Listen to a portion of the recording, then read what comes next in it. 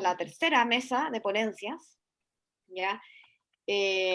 Vamos a comenzar con la ponencia que preparó el profesor Eduardo Rojas, el doctor Juan Carlos Olivares y Camila Mancilla, sobre antropología del lugar, arquitectura y collage. Dejo con ustedes a los profesores. Bien, buenas tardes. Agradecemos la invitación que nos han hecho a participar y iniciamos entonces de inmediato nuestra presentación.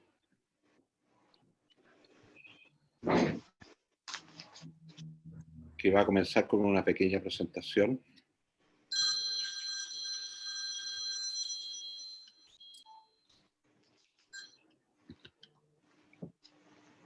Y hace referencia un poco a contextualizar la idea y este concepto que está detrás y soportando al taller de profundización nacional.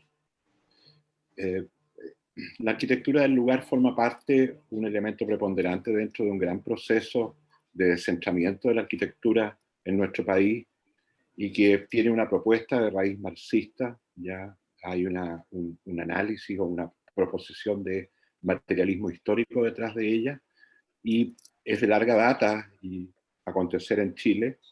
Deviene de la reforma del año 48 en la Universidad de Chile, 48, 46, no estoy seguro, pero se inicia en términos prácticos con el quehacer de los arquitectos de las juventudes comunistas, bajo el paraguas de Matzner, en el diseño del teatro del Sindicato de Obreros número 6 de los Mineros de Lota.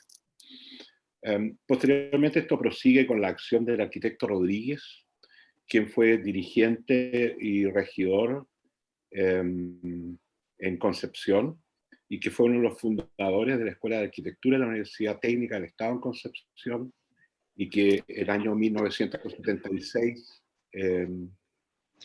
después de ser exonerado de su cargo en la institucionalidad de la política pública, fue hecho desaparecer por la CNI en Santiago, sin que hasta el día de hoy se haya encontrado su paradero.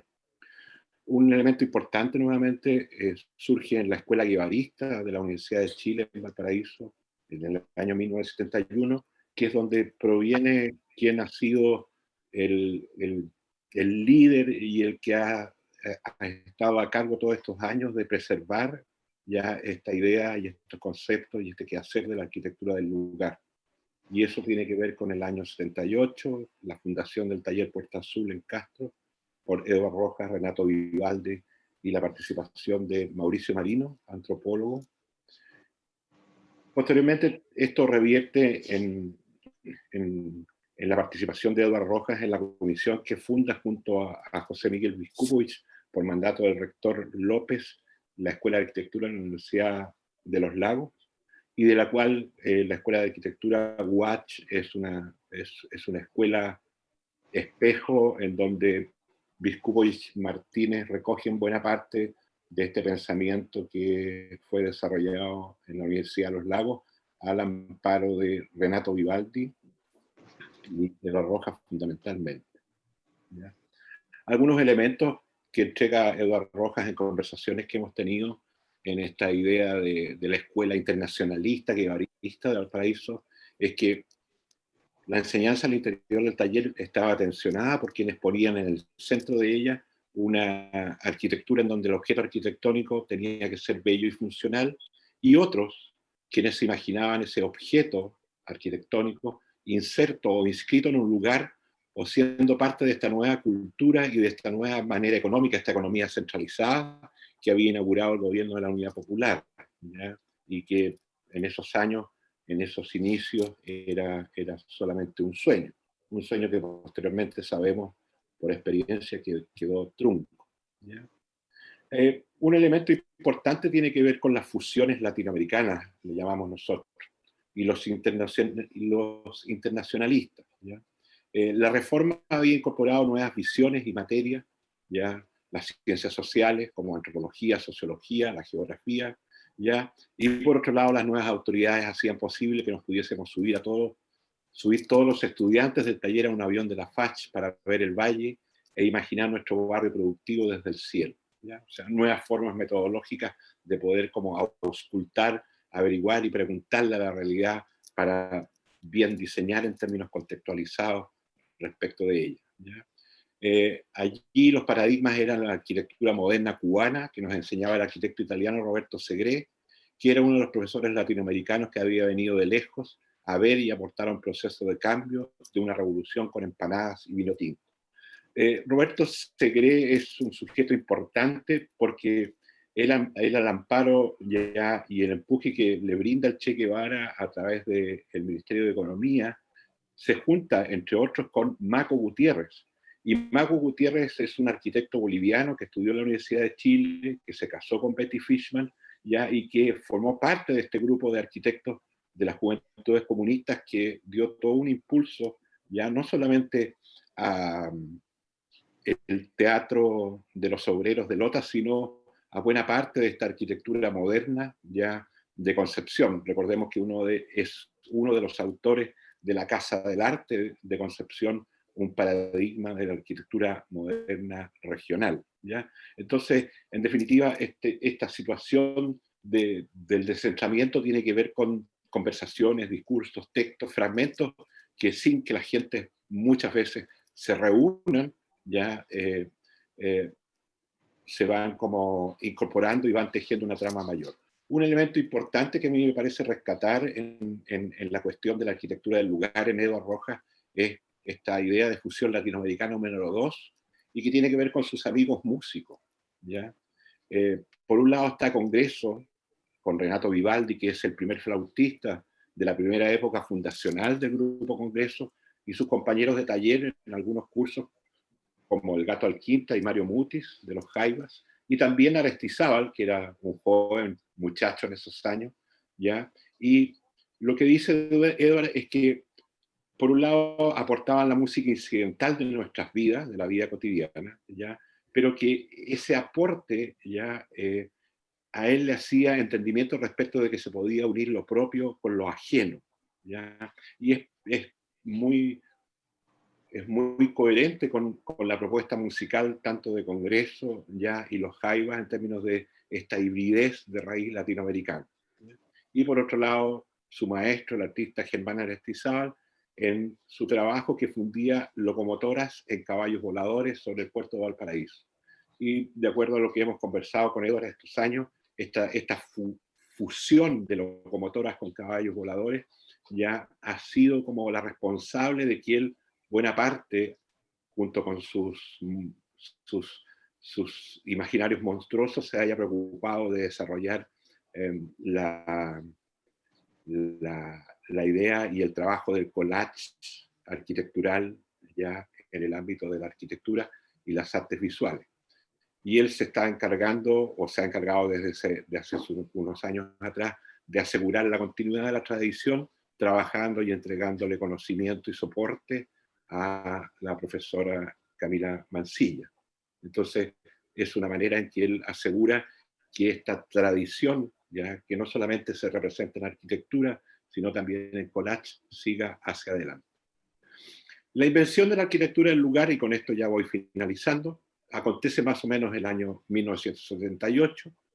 Tenemos la riqueza del documento, que es la croquiera de Eduardo Rojas en su terreno para realizar su proyecto de título, que está a resguardo en nuestro archivo de la arquitectura y los arquitectos del sur, en el Fondo Rojas, y ahí aparecen algunos elementos que son fundamentales y que todavía están presentes, están siendo profundizados, algunos se desechan, pero tiene que ver con esta dinámica de las ideas en la arquitectura.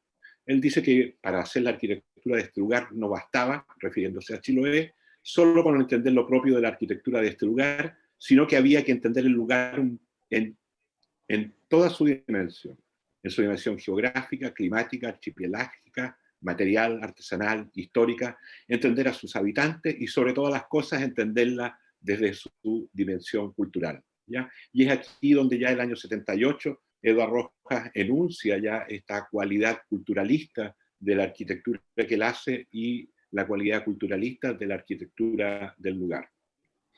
En segundo lugar, dice, con Renato y mi familia sabíamos que en este lugar, que no era nuestro lugar de origen, había que empaparse de él como de la lluvia para hacerlo nuestro lugar, ¿ya? lo que no significaba tener que hacerse futbolista para proyectar un estadio, sino el entender holísticamente el lugar, y para esto no había otra receta que trabajar y vivir allí. Y esto es un dogma o una suerte de tip o de algoritmo metodológico respecto del desarrollo de la arquitectura del lugar, que yo no sé si Edward todavía validará en todo su efecto y en todas las consecuencias que tiene el asumir, ¿ya?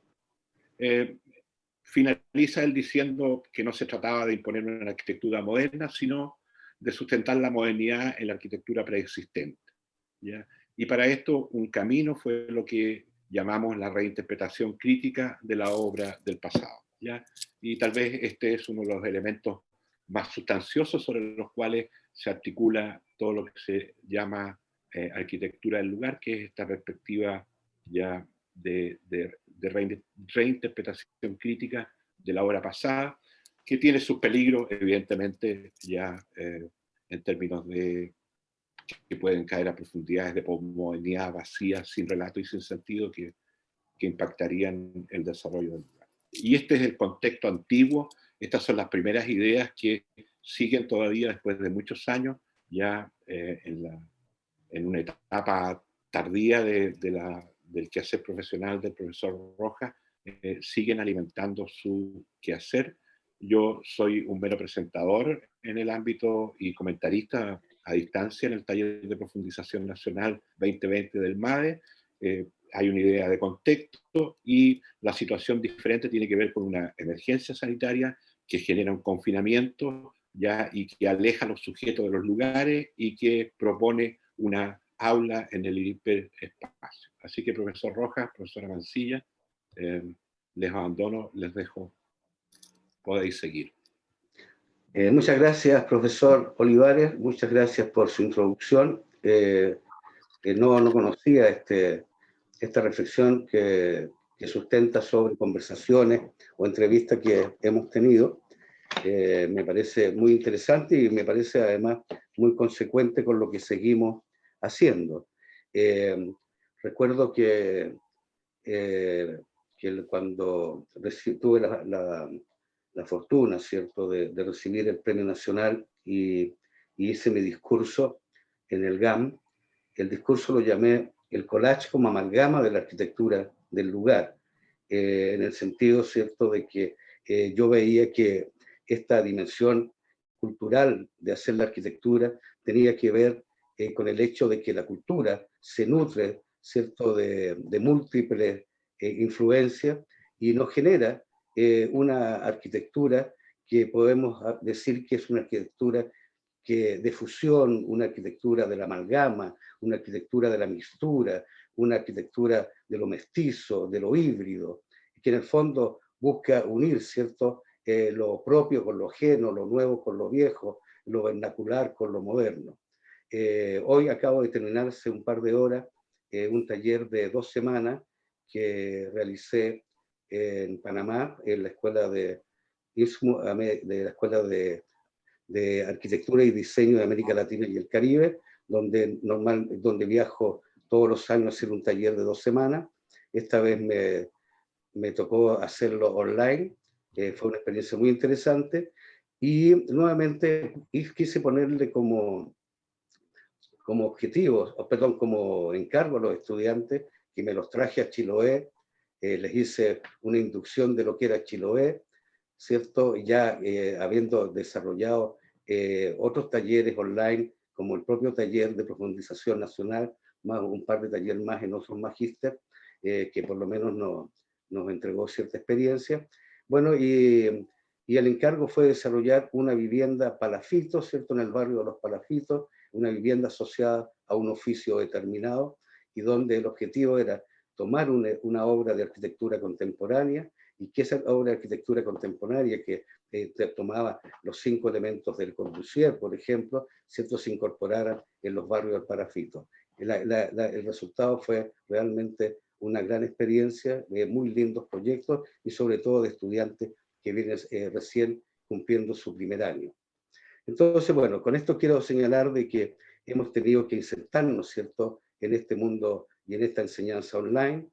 tratando de seguir desarrollando nuestros conceptos y nuestra forma de entender la arquitectura y la forma de hacer la arquitectura, y por lo tanto en el mes de marzo, ¿cierto?, cuando ya vimos que había que convertir el Zoom, ¿cierto?, en el aula, y era el lugar donde podíamos desarrollar nuestro proyecto, pensamos cómo podemos desarrollar el taller de profundización nacional, ¿cierto?, del MADE. No había experiencia de cómo hacer un taller online. Se estaban en los talleres de la Universidad Austral, se hablaba de desarrollar proyectos al interior, ¿cierto?, de las propias habitaciones de los estudiantes, pensar, ese era el ámbito posible donde desarrollar proyectos, y a nosotros se nos ocurrió de que, ya que no podíamos hacer este taller como lo habíamos hecho en las 3 versiones anteriores, que significaba ir al lugar, entender el lugar, empaparse del lugar, recorrerlo, caminarlo, conversar con la gente, para desde ahí, ¿cierto?, extraer las respuestas y las propuestas a los desafíos que se nos planteaban como taller. En este caso, nos imaginamos que si eso era imposible, sí lo podíamos hacer visitando un lugar de manera online. Camila, no sé si tú puedes subir la presentación. Sí, voy a compartir pantalla. Entonces se nos ocurrió de que el cementerio, ¿cierto?, de Barcos de Valdivia, que apareció, ¿cierto?, a raíz de que se abrió, ¿cierto?, el puente Caucao, era un lugar factible de ser visitado, ¿cierto?, de manera online. Estaban estos barcos, había un lugar con estos barcos abandonados. La profesora Carolina Ile nos señaló de que era interesante mirar esta propuesta desde la dimensión de la arquitectura del lugar, pero pensándola en una dimensión más bien de paisaje post-apocalíptico, y tomar estos barcos, ¿cierto?, como tomar estos barcos, ¿cierto?, como un objeto de reflexión. Y para ello, ¿cierto?, nos pusimos entonces en la tarea de reconvertir este lugar, este cementerio de barcos, ¿cierto?, darle una nueva mirada, ¿cierto?, un nuevo uso desde la mirada de la arquitectura del lugar, es decir, vinculando estos objetos arquitectónicos a la realidad del lugar, pero también planteando, ¿cierto?, que el taller era una oportunidad única, no solo para explorar la realidad desde el punto de vista arquitectónica y dar respuestas en el ámbito arquitectónico, sino también urbanístico, y que esta propuesta de taller nos permitiera además a los estudiantes desarrollar también otras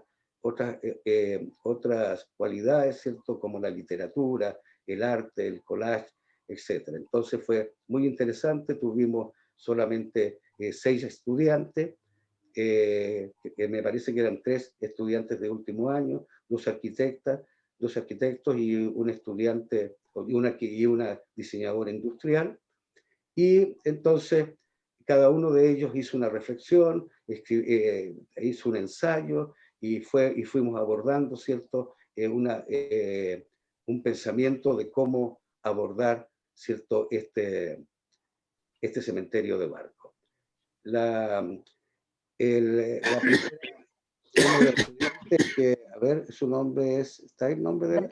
Darío González. Claro, Darío González dice, bueno, yo estos barcos, ¿cierto?, voy a volcar estas ruinas de los barcos para convertir las cubiertas, ¿cierto?, los cascos de los barcos, convertirlos en cubiertas de edificios de vivienda para cobijar la vida de familias más desposeídas, los de los sin casa, las que aquí cosechan, y que además ¿cierto?, estos cascos que estaban antes en el agua, sumergidos en el agua, ahora se dan vueltas, ¿cierto?, para acoger la lluvia y cosechar la lluvia y generar también todo un lugar que tiene que ver con el tema del agua.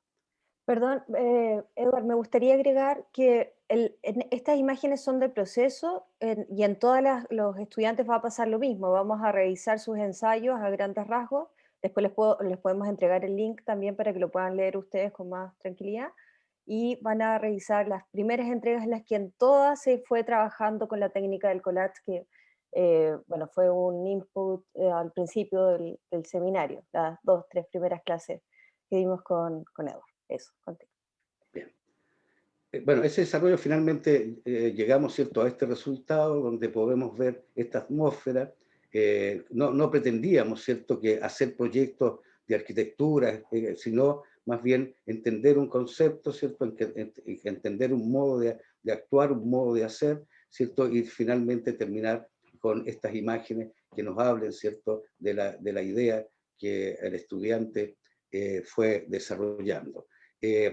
Las ideas estaban abiertas, ¿cierto?, a una búsqueda incierta, a un ensayo-error, a generar, ¿cierto?, esa fuerza creativa, esa llama creativa capaz de ir formulando un proyecto. En este caso, la estudiante lo que hace, dice, bueno, yo me imagino que este lugar es posapocalíptico, ha sido cruzado, ¿cierto?, por una suerte de terremotos, ¿cierto?, que con estas grietas que pasan y cruzan y rompen los barcos, ¿cierto? Y estos barcos oxidados entre grietas y escombros se convierten en un centro cultural y museo de la historia de Valdivia, que se transforma en una ciudad o museo, ¿cierto?, de la historia de Valdivia.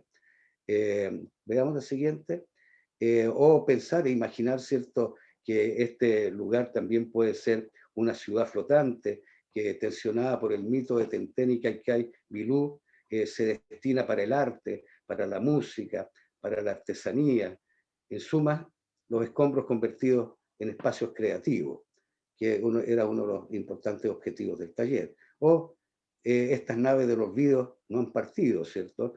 Regresan del silencio al ruido de la algarabía de la vida ciudadana y lacustre, peces de metal, pabellones para el teatro, la danza, el carnaval, y donde la piel de estos cetáceos son un lienzo colectivo, una galería de arte al aire libre, que como las paredes del GAM en Santiago de Chile exponen el arte del clamor y el sentir ciudadano.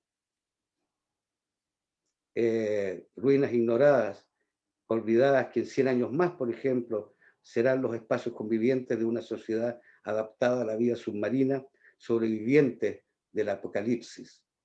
O sea, también entrar en otra dimensión no solamente de entregar una respuesta real, sino y entrar en otros imaginarios que nos parecía muy interesante también de poder explorar. Y también ser el soporte, ¿cierto?, de un jardín comunitario para la restauración, barcos destinados a la restauración de la naturaleza y a la conservación biológica y social de Valdivia, un parque donde la ruina y la naturaleza es la simbiosis creativa de una nueva realidad, siendo todos estos imaginarios posibles de un futuro paisaje post-apocalíptico, ¿cierto? Ahí vemos cómo se van analizando, ¿cierto?, las diferentes dimensiones, y donde este cementerio de barcos es el soporte de propuestas imaginativas, sin limitaciones, desenfadadas, a veces transgresoras y por lo mismo profundamente creativas, cuestión que a nuestro juicio es importante fomentar por ser fundamental para alimentar el desarrollo del taller de profundización nacional y del magíster de diseño de entornos sostenibles. Fue nuestra primera experiencia, fue nuestro primer taller online, y nosotros quedamos muy contentos con los resultados, sobre todo porque vimos excelentes ensayos, ¿cierto? Estudiantes que escribieron cuentos, estudiantes que desarrollaron gráficas, estudiantes que hicieron un pensamiento arquitectónico, urbanístico, en fin, creo que pudimos desarrollar un taller de manera online, ¿cierto? A pesar de la pandemia. Muchas gracias. Gracias. Muchas gracias a los tres, muchas gracias por la presentación muy interesante, yo ya había visto los resultados, me los habían compartido, maravilloso lo que se puede lograr a partir de esta interpretación, ¿no? Como con la herramienta del collage. Vamos a hacer la ronda de preguntas después de las 3 ponencias, como lo hemos hecho durante toda la jornada, así que ahora le voy a dar la palabra a Daniel Muñoz y a Mariana Estrada, que van a presentar la Oficina de Proyectos OPAU, Desarrollo de un Enfoque Sostenible para Encargos Arquitectónicos de Escala Menor. Sí. Hola, Daniel, adelante. Hola a todos, muchas gracias. Voy a compartir pantalla de inmediato. A ver. ¿Me avisan, por favor, si es que se ve la proyección? ¿Sí? Ya. Bueno, mi colega Mariana no pudo estar en este momento, tuvo un pequeño percance, está full trabajo, así que me va a tocar comentarles acerca de este proyecto yo mismo. Voy a poner un crono, ahí está. Esta iniciativa Oficina de Proyectos la venimos macerando desde final del año pasado. Y comienza recién durante este 2020, comienza más o menos en mayo, con la conformación de los equipos y con el inicio de los primeros proyectos, ¿ya? Ahí hay una foto del equipo, está principalmente conformado por Carolina Sepúlveda, que es la directora de este proyecto, mi colega Mariana Estrada y yo, que somos quienes coordinamos a este hermoso equipo de estudiantes que trabaja con nosotros, ¿ya?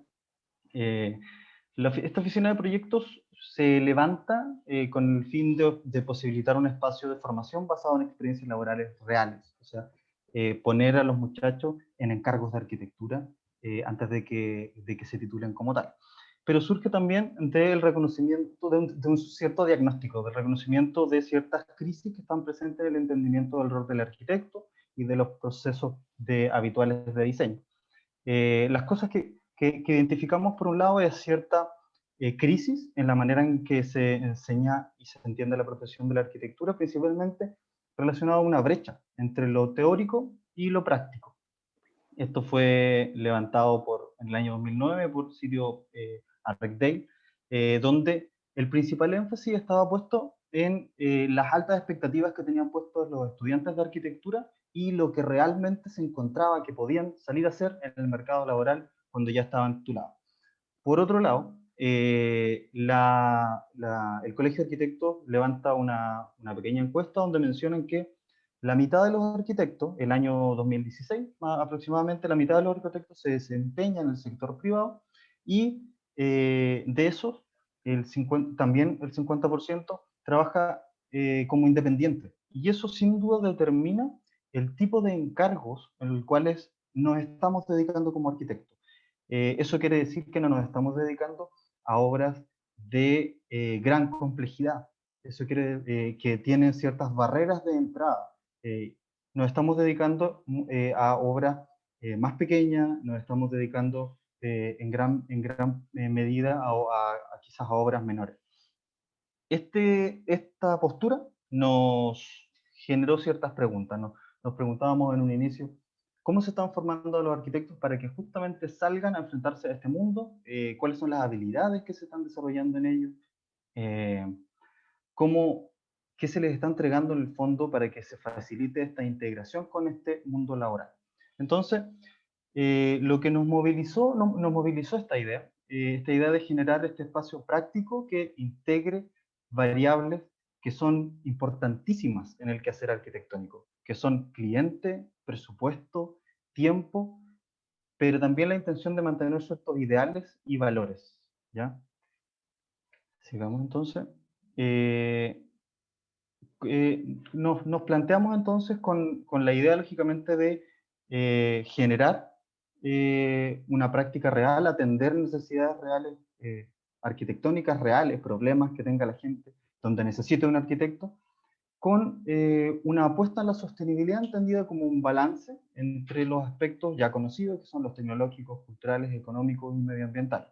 Lo cual no es mayormente sorpresivo. Uno podría pensar que hoy día cualquier oficina de arquitectura se plantea con un objetivo, con una misión hacia la sostenibilidad.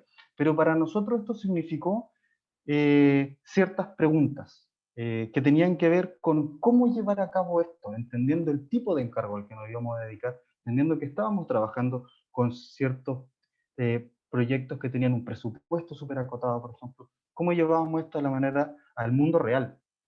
Y preguntas importantes en materia de sostenibilidad eran, ok, nosotros tenemos claro qué es lo que queremos, ¿lo tendrán así de claro nuestros clientes? ¿Y cuál será la manera de llegar a una propuesta arquitectónica sostenible en ese sentido? Aparecen, desde este cuestionamiento aparecen dos ideas que nos parecen como inspiradoras. Por un lado, lo que menciona Rodolfo Livingston, en el sentido de que cada problema de diseño, aun cuando presenta manifestaciones similares a las otras, requiere respuestas diferentes. Y esta idea muy conocida en nuestra formación, en nuestra escuela de arquitectura, que es la idea del arquitecto como agitador social, en búsqueda de una singularidad, en búsqueda de modos propios, un profesional que no trabaja desde sus propios imaginarios, sino que incorpora elementos que adquieren valor a través de las personas. Esto nos llevó a plantearnos desde cierta insatisfacción, o sea, plantear nuestro enfoque desde una insatisfacción en el rol del arquitecto entendido como un autor individualista, protagonista, que tiene como que deslumbrar a un mandante, que es un tercero, y nos motivó a generar este enfoque hacia una sostenibilidad donde el arquitecto es más un facilitador, un profesional que elabora una propuesta técnica con base en diálogos, con base en conversaciones, en un aprendizaje entre partes que son diversas y donde nuestro mandante es parte integral de un proceso de codiseño. Entonces, voy a mostrarles ahora, muy sintéticamente, algunos de los diseños que hemos estado trabajando. Están en distintas fases de avance y enfocado no en exponer el proyecto en completo, sino que algunas de las síntesis que nos entregan estos diálogos importantes que le dieron forma al proyecto como tal. En este caso, esta es una casa ubicada en el sector Beneficencia de Valdivia. Nuestra mandante fue Rocío Jerez. Ella es una psicóloga que vivía en esta casa hace varios años ya, sola con sus dos gemelas pequeñitas, que tenía esta idea y este sueño de mejorar su casa, de remodelarla, de ampliarla, porque los espacios se le hacían pequeños, aparte que es una casa muy, muy antigua. Ella además nunca había tenido un acercamiento hacia una oficina de arquitectura, no tenía claro el método de trabajo con el que podíamos trabajar, cuánto se le pagaba a un arquitecto, entonces también tenía muchos miedos asociados a este proceso de trabajo. Esto, como les decía, es parte del resultado final, y esta siguiente lámina tiene que ver con los elementos que le dieron forma a este resultado, ¿ya? El diálogo, en este caso, por ejemplo, no sucedió de manera tan natural, ¿ya? Justamente porque la idea del arquitecto para ella no era una idea tan clara. ¿Qué es lo que hace? Quizás era más una asesoría legal, normativa, no sé. En este caso, ¿qué nos ayudó mucho? Además, considerando un contexto de trabajo digitalizado, el aplicar ciertos instrumentos para facilitar el diálogo. ¿Ya? De cierta manera, incentivar que Rocío y sus hijas pudieran poner sobre la mesa, o sobre el computador en este caso, pudieran irnos entregando su modo de vida. ¿Cuáles eran las particularidades, sus recuerdos, las cosas que ellos valoraban? Y aplicamos distintos métodos, encuestas, dibujos, valoración en plano, que apuntaban justamente a identificar qué cosas ellas querían mantener, qué cosas podíamos poner a un lado, y estos elementos le fueron dando forma a la casa finalmente. Había cosas centrales que nosotros, quizás si no hubiéramos tenido estos diálogos, hubiéramos echado por borda, que hubiéramos dicho, bueno, esto está todo desordenado, este espacio no tiene ningún valor, pero que finalmente resultaron ser los elementos que le dieron forma al proyecto. Este es un proyecto que se ordena en torno a un patio interior que hubo que reformular, que tiene una planta bien particular, porque el estar o el living lo pusimos al final en la casa. No es un espacio de recibir a las personas, sino que es un espacio que Rocío como mamá quería para estar tranquila, para estar como un poco sola. Y que es un espacio que ella valoraba mucho al final de la casa, asociada a una vista hacia el parque. Por nuestro lado, hubo un diálogo importante referente a la iluminación, a espacios bien ventilados y a generar los volúmenes ordenados en torno a el recorrido solar. Entonces, esos son solo algunos de los elementos de diseño, lógicamente. Este segundo caso es un caso que estamos recién comenzando. Es la casa de Jorge Valdebenito. Jorge es un profesional que se viene a vivir a Valdivia y que tiene una idea de emprendimiento, ¿ya? De emprendimiento familiar.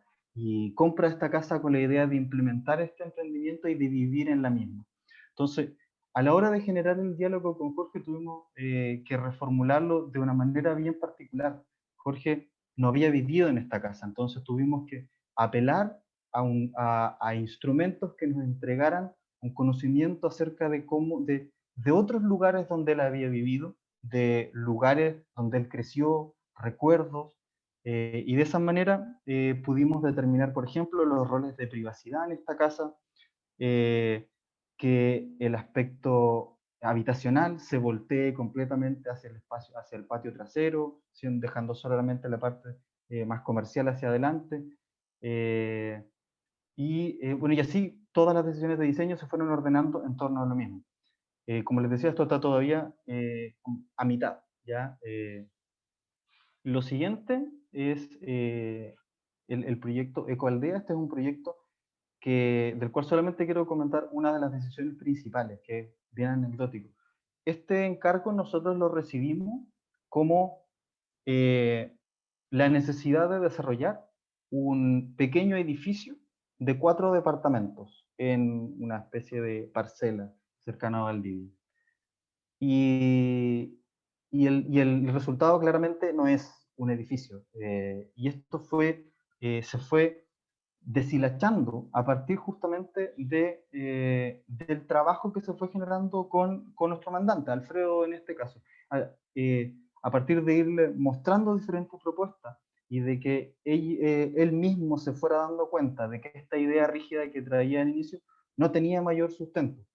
Y en ese sentido, la propuesta que hizo el equipo en este caso fue ordenar estas 4 casas en búsqueda de una maximización energética y también de una integración determinada con el paisaje, que diera más privacidad a cada una de las unidades. Nuevamente esta decisión, o los 3 proyectos que ya he podido comentarles hasta ahora, el programa, por decirlo de alguna manera, o el encargo como tal, se ordena o se devela no antes de tener estos diálogos con los que son nuestros mandantes. Y el último caso, que también es un proyecto muy, muy reciente, donde está trabajando también el colega Emil Osorio, junto con una comunidad de la región, una comunidad mapuche de la región. Es un proyecto muy bonito donde se está desarrollando lo que le llamamos hasta ahora un fogón multimedia, ya que es un programa bien atípico y que se está concibiendo en el centro de una comunidad mapuche. En este caso, es donde quizás pudiera decir que esta idea y esta necesidad del diálogo en función de develar la manera de vivir del cliente antes de concebir un programa rígido o ciertas ideas que vienen solo del arquitecto, se hace más obvio. En este caso, el equipo ha podido tener un focus group hoy día con quienes son parte quienes están trabajando el diseño, el cual se asociaba a que la comunidad fuera respondiendo ciertas preguntas, pero este focus group se tornó en el fondo casi una clase de cosmovisión mapuche y de las particularidades de esta comunidad en lo puntual, que echó por borda ciertas preconcepciones asociadas, no sé, a las líneas curvas en el diseño mapuche, a ciertas preconcepciones en torno al fogón y de y de cómo éste puede o no ser diseñado, la importancia de él, etc. Nuevamente, para nosotros el diálogo es un enfoque que nos permite llegar a una idea de sostenibilidad, como de balance. Como les adelanté al inicio, somos una iniciativa súper joven, que todavía no tenemos ninguno de nuestros diseños materializados. Esperamos que suceda muy pronto. Pero en esta corta vida hemos podido generar ya ciertas reflexiones junto al equipo. Primero, constatar que en general existe un amplio desconocimiento acerca de la labor del arquitecto, asociándolo principalmente a un tema quizás más normativo o estético, lo cual para nosotros, por ejemplo, significó darle más importancia a este enfoque orientado más al proceso que al objeto. Lo siguiente es que en nuestro caso los diálogos no han significado un desencuentro con nuestros mandantes. Por el contrario, ha significado valorizar elementos que van más allá de las preconcepciones que puede tener uno como diseñador. El enfoque que proponemos no hace que el trabajo sea más fácil, ¿ya? Estos encargos que son más pequeños, habitualmente los profesionales, los arquitectos, tratamos de resolverlos como muy rápido, porque además están asociados a muy poca plata, muy poco tiempo, etc. Proponer un enfoque que apunte a la sostenibilidad no lo hace más fácil, ni más rápido, ni más eficiente. Supone más esfuerzo, supone más dedicación, pero también en la raya para la suma, nosotros nos quedamos con una satisfacción, y es también lo que nos transmite la gente que ha podido trabajar con nosotros, que ha vivido un proceso en el cual ha realmente entendido el diseño en el cual va a poder habitar, y ha visto quizás como ciertos sueños, ciertos imaginarios de verdad se van plasmando. Y lo último, que hace más relación con el proceso originario de OPAU, es que hemos podido de verdad entregar experiencia a los estudiantes que trabajan con nosotros, experiencias profesionales que son completas, que son integrales, y que yo sé que el equipo ha valorado en gran manera. De eso se trata. Muchas gracias. Muchas gracias, Daniel y Mariana. Qué bueno ver los proyectos que se han hecho en la oficina. Muy interesante, en verdad, ha sido una experiencia muy enriquecedora para los estudiantes de la carrera, creo yo. Vamos a dar paso a la última charla del día del doctor Andrés Prieto, profesor también del Magíster. Su charla se titula Gestión digital del patrimonio, aplicación en inmuebles de conservación histórica del sur de Chile. Andrés, todo tuyo, el micrófono.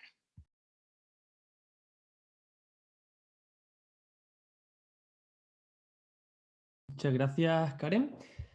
Estaba justo compartiendo pantalla, a ver si consigo tener todo activo. Un segundo. Yo creo que sí. Voy a llevar esto acá. Vale. ¿Se está viendo la presentación? No. No, aún no. Vale. Voy a compartir de nuevo. Ahora sí se ve como una islita, me imagino. Y ahora sí. De ahí...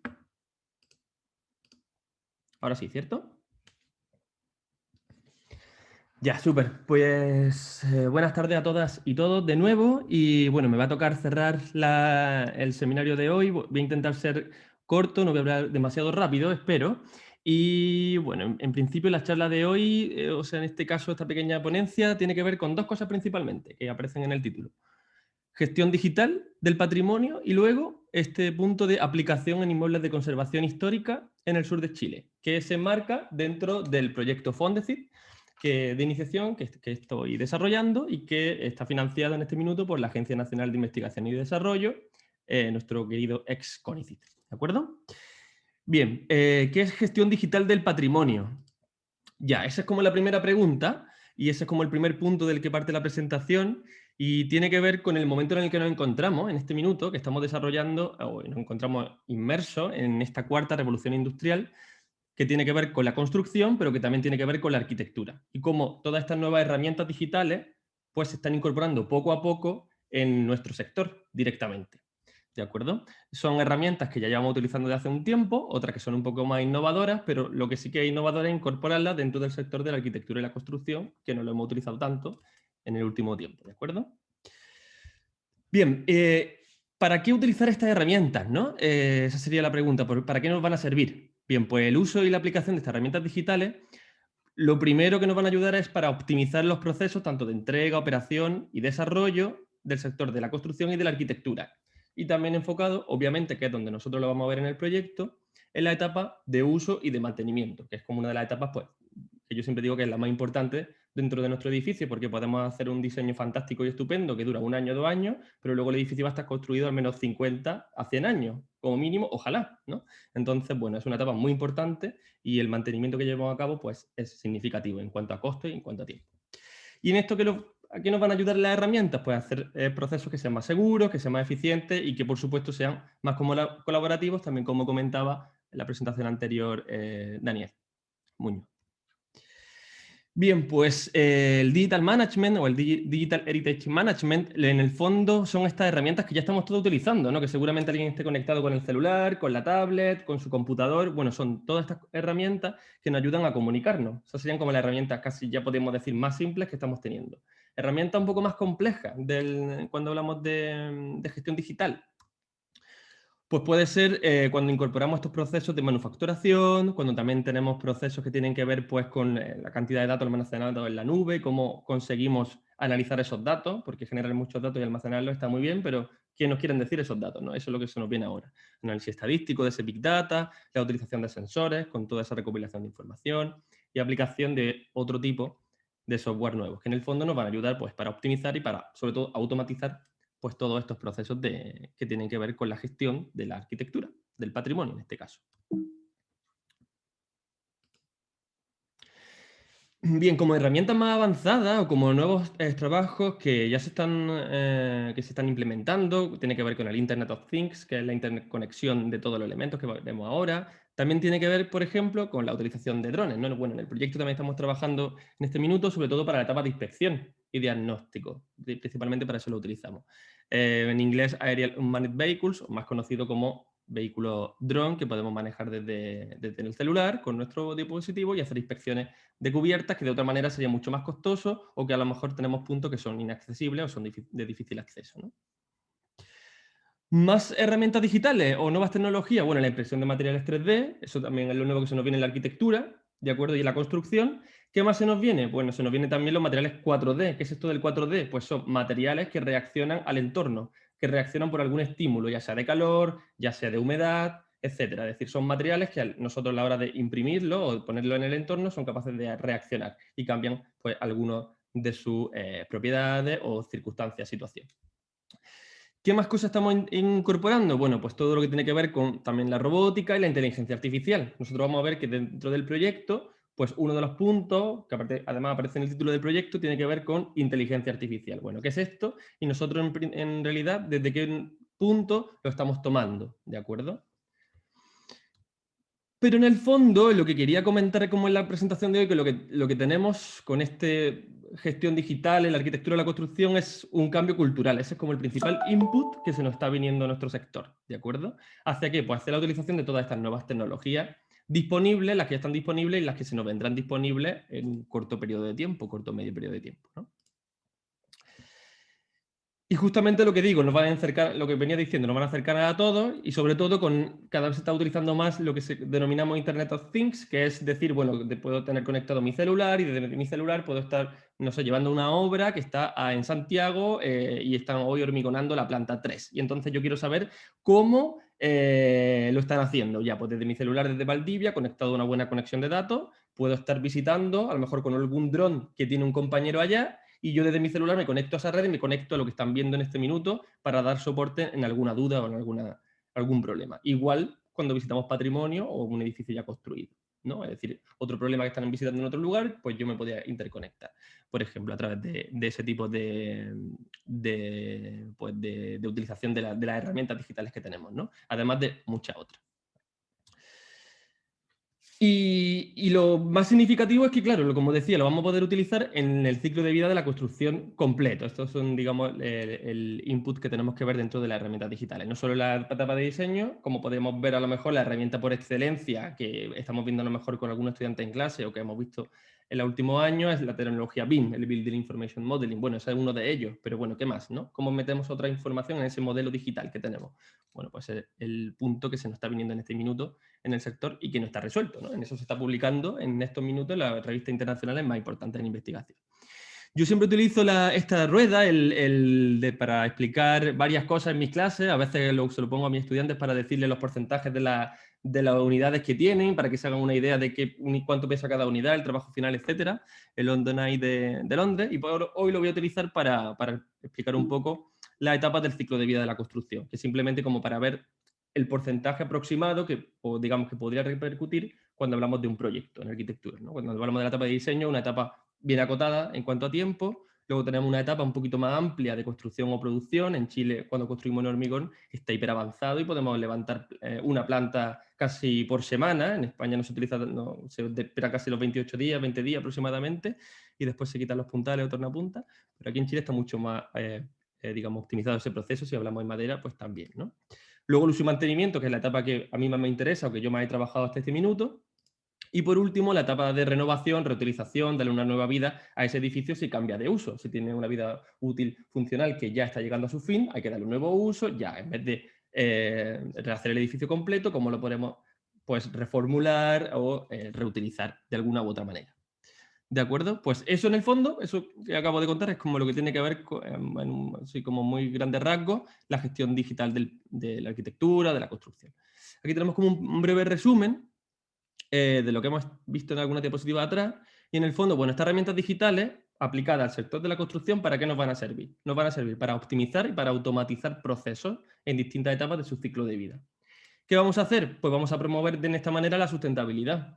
Y esa sustentabilidad tiene que ver con un ahorro de costos. Pero no solo un ahorro de costos económicos, que es lo que siempre, casi todos estamos siempre ahí con el ojo, con la lupa, ¿no? Sino también con un ahorro de costos en cuanto a tiempo, ¿ya?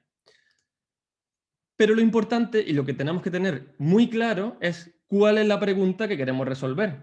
Es decir, tenemos todas estas herramientas que pueden hacer muchas cosas.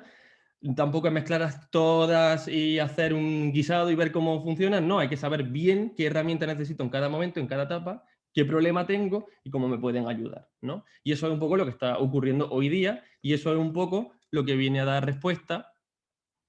Y aquí lo enlace con la segunda parte de la presentación, que es la aplicación de este tipo de herramientas, pues a inmuebles de conservación histórica, ICHs, del sur de Chile, ya que tiene que ver con el proyecto. Bueno, ¿cuál era la pregunta del proyecto a resolver? Era una pregunta que ya venía un poco atrás y los que estuvieron a lo mejor en la presentación de esta mañana del profesor Javier Alejandre, pues que a lo mejor le va a resultar un poco ya conocida, porque en el fondo viene de mi tesis doctoral, del desarrollo previo de mi investigación y cómo de alguna manera al aterrizar en Chile, al llegar a Chile, cómo podría aportar, cómo podría contribuir con mi investigación pues a la escala local, ¿no? Y ese es un poco el input que viene a desarrollar este fondo de iniciación. Entonces, ¿cuáles son nuestros casos de estudio? ¿Cuál es nuestra pregunta? ¿Cuál es nuestro problema a resolver? Bueno, pues nuestro problema, más que problema, no sé si llamarlo problema, pero como nuestro background, nuestro estado del arte, de acuerdo a nuestros casos, en el fondo son este tipo de inmuebles que son pues construidos en madera, distintas características, ubicados en el sur de Chile, y nosotros nos estábamos centrando pues en la región de los ríos y en la región de los lagos, ¿ya? Claro, si tuviéramos 3 casos para gestionar su mantenimiento preventivo, su conservación, pues más o menos es fácil, porque uno puede hacer una visita un día, otra, y además esos 3 casos están ubicados en Valdivia y más o menos en el centro, así que podría hacerlo en el mismo día y me acuerdo cómo están. El problema es cuando me tengo que ir a otra ciudad o tengo que visitar en un día 40 edificios y a ver si me acuerdo cómo estaba el primero, cómo estaba el tercero y si además me dio tiempo a hacer los 40, ¿no? Pues eso sería un poco la hipótesis de la que partimos. Es decir, cómo podemos generar un modelo digital específico para los edificios de Valdivia, de la región de los ríos y de la región de los lagos, Puerto Octay, Puerto Montt, Osorno, y una metodología integral que maneje distintas variables, distintos inputs, ¿de acuerdo? Para pues, conocer y estandarizar y optimizar procesos relacionados con mantenimiento y con conservación preventiva. Eso es lo que buscamos. ¿Frente a qué? Frente a la conservación correctiva, que es la que cuando se nos rompe algo, se nos estropea la cubierta, tenemos que inyectar directamente millones de pesos porque no nos queda otra. Cuando a lo mejor con un mantenimiento o con una revisión periódica cada, no sé, una vez al año o cada 6 meses quizás, pues podríamos haber resuelto ese problema que a lo mejor... ¿De acuerdo? Súper. ¿Y si tuviéramos 6 edificios? Pues el problema sería un poco mayor. ¿Y si tuviéramos, ahora cuando tenemos aquí 6 por 3, 18, y si tuviéramos 18 edificios?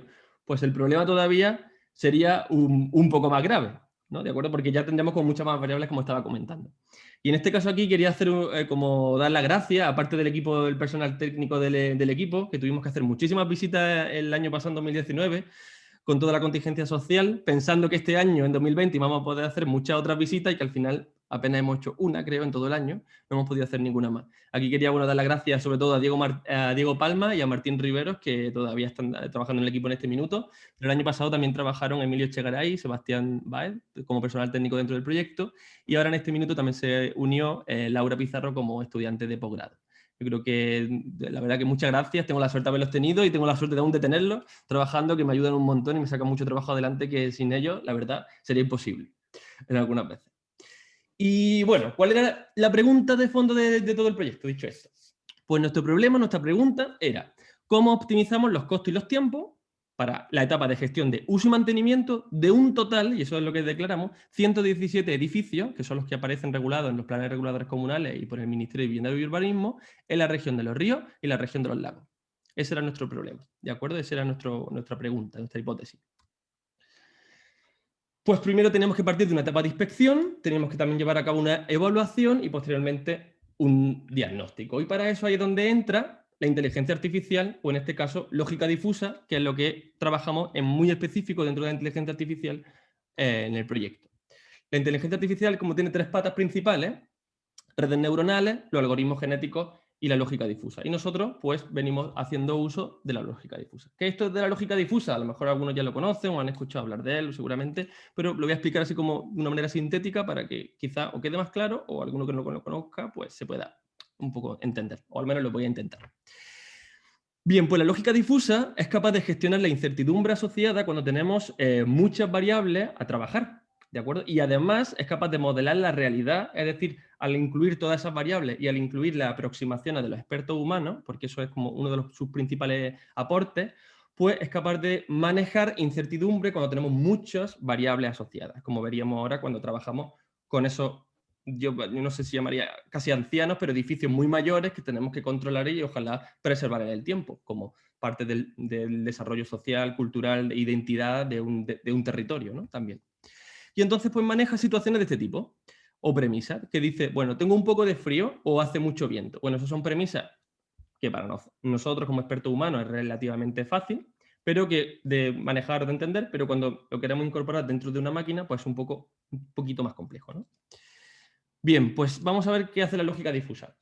Aquí tenemos la lógica booleana, la lógica aristotélica a la izquierda, y ahí lo que tenemos es una función que va de 0 y luego tiene una subida hasta 1, ¿no? Entonces, si consideramos esta premisa, es decir, un humano lo consideramos alto cuando tiene una altura de 1,80, ¿de acuerdo? De 1,80 metros, lo consideramos alto. Entonces estaríamos justo en esta línea. Es decir, una persona con 1,81 sería alto, sin embargo, una persona de 179 de altura sería una persona baja.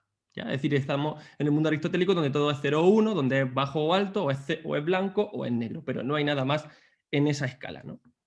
¿Qué ocurre cuando trabajamos con lógica difusa? Pues ocurre esto, es decir, tenemos como un rango de valores intermedios. Es decir, ahora en este caso una persona con 1,80 m también es una persona alta, lo vamos a considerar como persona alta, ¿de acuerdo? Una persona de 1,81 pues también va a ser una persona alta. Pero una persona de 1,60 pues va a tener un porcentaje que podría ser en este caso un 80% considerado como persona baja y un 20% considerado como una persona alta, ¿de acuerdo? Entonces eso es lo que nos permite la lógica difusa, es decir, nos permite modelar la realidad, las aproximaciones humanas cuando visitamos una cubierta y dice, yo creo que está regular, no, yo creo que está medio bien, yo creo que no, y si le pongo un 3,4 en vez de un 5 dentro de la escala que tenemos, ya, bueno, pues la lógica difusa, en el fondo, cuando nos genera esa salida, pues nos permite modelar esas pequeñas fluctuaciones y nos genera una salida coherente dentro de un espectro de casos, y es que ese en el fondo.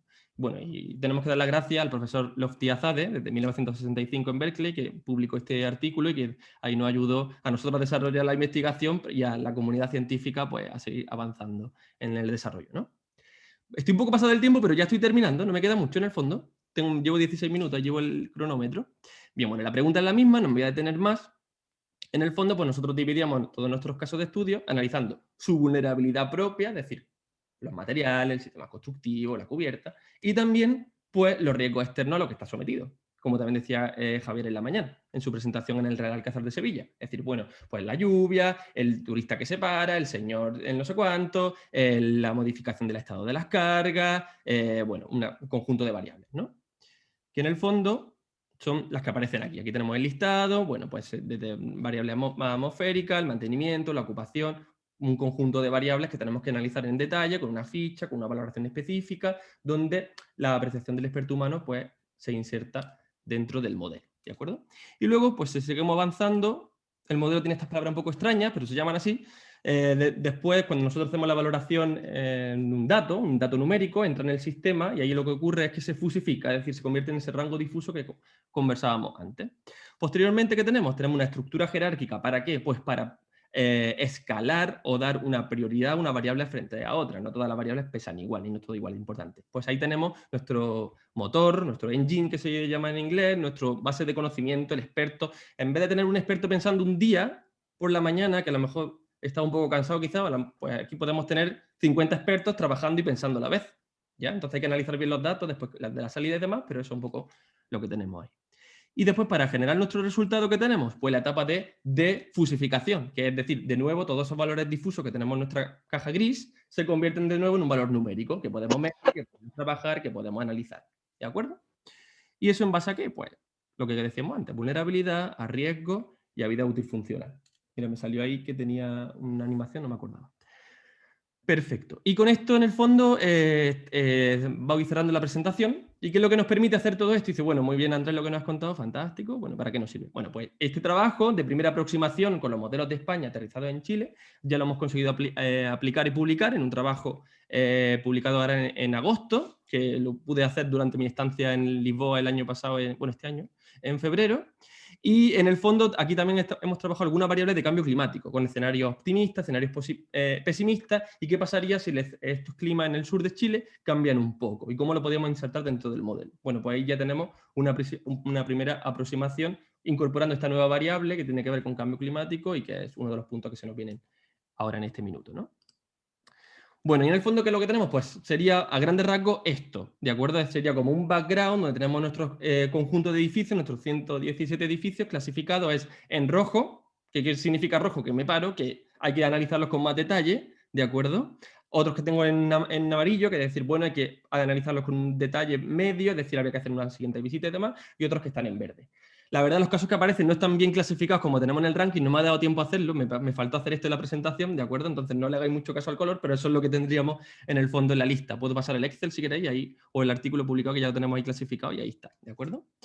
Y entonces, bueno, pues esta metodología pues nos ayudan a eso, la inteligencia artificial, la lógica difusa, pues a priorizar orden de intervención, que en el fondo es gestionar mejor recursos, con una mejor sustentabilidad, y sobre todo en nuestro caso, ¿dónde? Pues la gestión de la etapa de uso y mantenimiento.